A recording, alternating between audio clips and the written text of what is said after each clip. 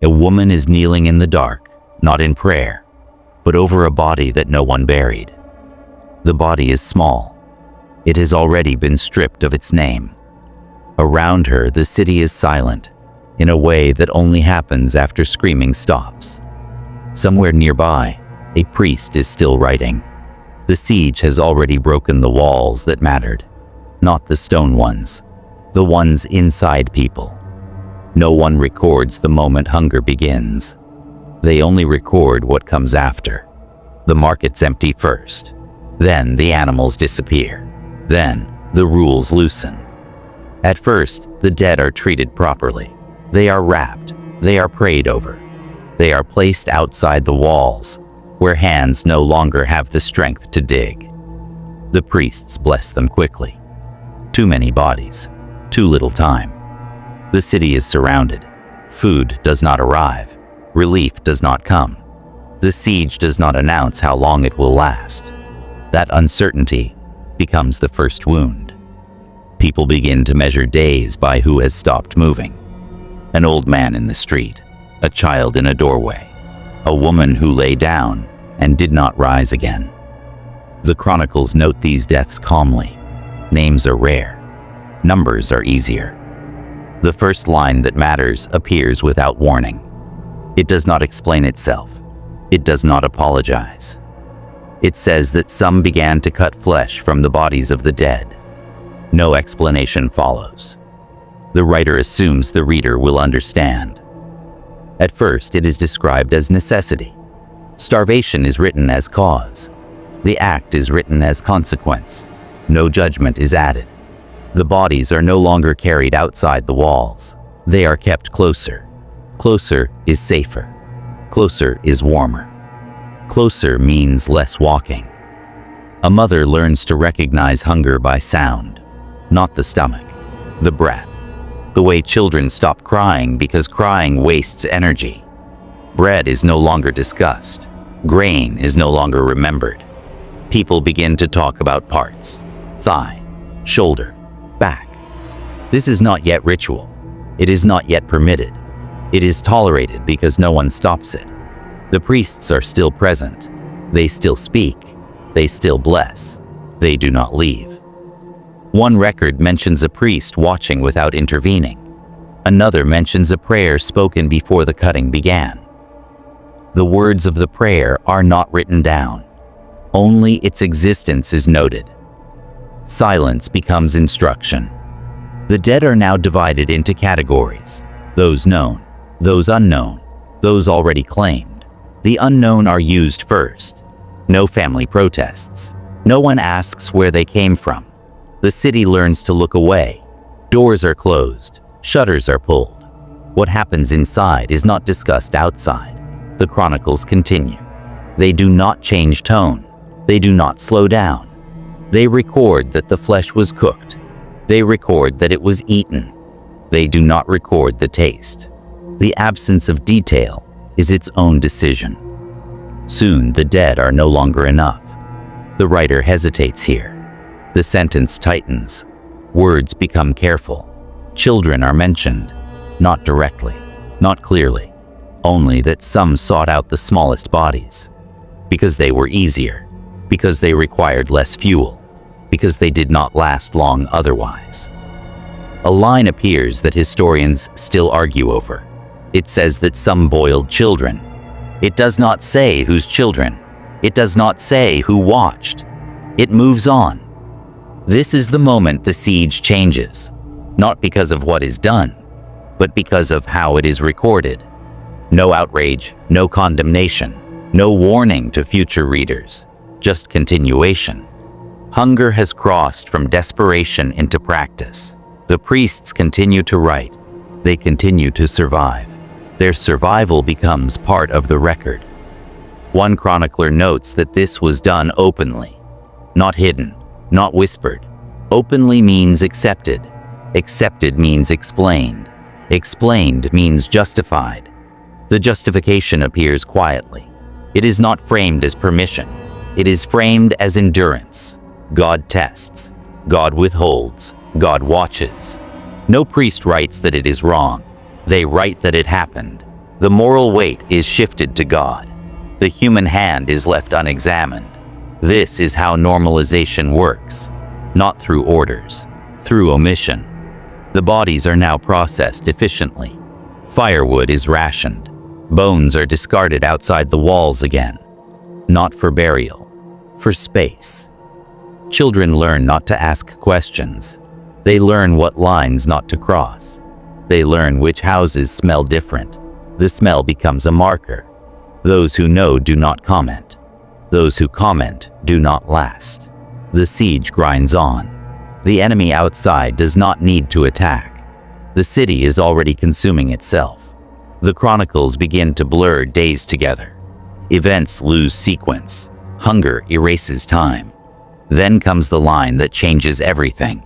It is written plainly, without emphasis. It says that mothers ate their children. No context is provided. No explanation is offered. The writer does not pause. This sentence survives because it is inconvenient. Too stark to be useful. Too ugly to celebrate. It sits inside the record like a fracture. The word mother is important. It is not accidental. It signals the final collapse of boundary. Until now, there were excuses. Strangers, the already dead, the nameless. This removes all distance. The record does not say how often. It does not say how many. It does not say if anyone objected. It only says it happened. The justification appears again. Quiet, almost gentle. It is written that hunger leaves no law. That line does not come from scripture. It comes from observation. The priest who writes it does not defend it. He does not condemn it. He preserves it. Preservation is the final act of complicity. The siege ends, not with victory, with exhaustion. When food returns, the acts stop, abruptly, as if they had never existed. The same people return to prayer. The same hands receive bread. No public confession is recorded. The chronicles shift focus. They speak of triumph. They speak of salvation. They speak of God's will. The bodies consumed are not counted among the dead. They vanish from the numbers. They vanish from memory. The mothers are not named. They are not punished. They are not forgiven. They are erased. One priest writes that the city should not speak of what happened, not because it was false, because it was unbearable. This is the moment erasure begins, not imposed by rulers, chosen by survivors. The record closes this section without ceremony. The siege becomes history. The acts become footnotes. But one detail remains unresolved. The priest never explains why he kept writing, why he did not stop, why he did not burn the pages. He leaves that question for whoever finds the record. The city moves on. The world moves on. The chronicles survive. They wait. The records do not reopen the wound. They step around it. After the siege, the city is described as purified. The language changes. Words like survival and endurance replace hunger and death. The chroniclers begin to repair meaning. They describe churches reopening. They describe bells ringing again. They describe order returning. They do not describe how people looked at each other. No document explains how a mother lives beside someone who knows. No record explains how children learn what was done without being told. Silence becomes the architecture of recovery. The bodies that were eaten are not listed among the fallen. They are not counted as victims of war. They do not fit the category. They were not killed by the enemy. They were not buried by the city. They were consumed by necessity. History has no column for that. The priest who wrote the most detailed account survives the siege. He continues his work. He edits his language carefully. Later copies of the chronicle soften certain lines. Some phrases disappear. Some sentences are shortened. The most direct words are replaced with distance. What remains is still enough. One version keeps the sentence about mothers. Another removes it. Another shifts it into rumor. This is how erasure begins. Not by destroying the truth, by diluting it. No trial follows, no investigation, no moral reckoning. The church does not condemn the acts. It also does not bless them. It allows them to dissolve. Allowing is safer than judging. The people who survived understand the rules now. Do not ask. Do not write. Do not remember out loud. The children who lived grow older. They carry memories they cannot name. Some leave the city. Some stay. None record their own accounts. The siege becomes legend, then strategy, then dates. The hunger is reduced to numbers. The numbers lose faces. Centuries later, historians return to the chronicles. They notice the gaps. They argue over translations. They debate exaggeration. Some say it could not have been that bad. Others say the sources are biased. A few stop reading at the sentence about children. The discomfort proves the sentence survived intact. The chroniclers are accused of cruelty, of sensationalism, of moral blindness. But none are accused of lying, because the structure of the record is consistent, calm, methodical, unemotional. This is not how propaganda is written. This is how accounting is done. The most disturbing detail is not what was eaten. It is how quickly language adjusted. Hunger appears, custom weakens, permission forms without being spoken. No decree authorizes the acts. No law permits them. They happen anyway. The priests never say, "You may." They simply do not say, "You must not." That absence becomes doctrine. The siege proves something older than religion, older than war.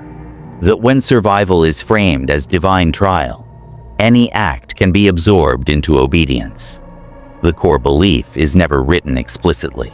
It does not need to be. It lives between the lines, in the way the record moves on, in the way it closes its eyes. Later generations inherit the silence. They inherit the churches. They inherit the streets. They do not inherit the names of the consumed. The mothers are remembered only as survivors. Their actions do not attach to them. The word mother is released from the sentence.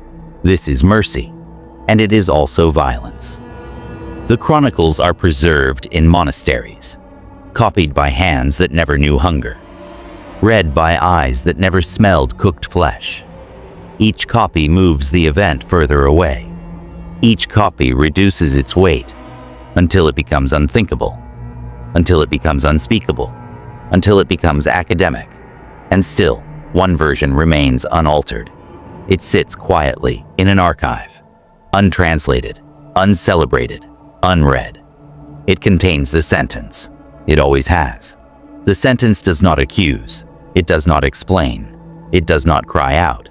It simply states that during the siege, mothers ate the dead, and priests wrote it down.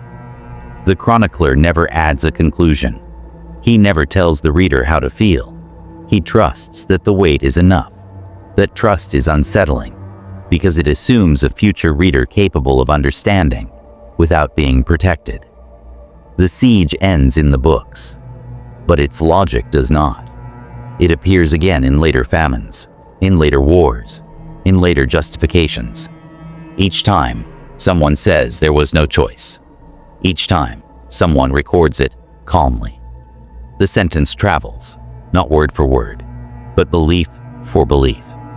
When starvation is given authority, the body becomes material. When faith absorbs hunger, sin loses definition. This is not an accusation against belief. It is a record of what belief was asked to carry. The priests who wrote survived. The mothers who acted survived. The children who were eaten did not. History follows the survivors. That is its bias. That is its danger. The siege is taught without the sentence. The city is remembered without the cost. The record is quoted selectively, but the original page remains. Ink faded, meaning intact. It waits for readers willing to sit with it, not to judge, not to excuse, only to acknowledge that it happened, that it was written, and that silence was chosen afterward. The chronicle ends its account of the siege and turns the page. No warning, no pause, just continuation. That is how history survives, not by resolving horror, but by carrying it forward quietly. The record does not ask forgiveness. It does not seek understanding. It only refuses to disappear, and neither does the sentence.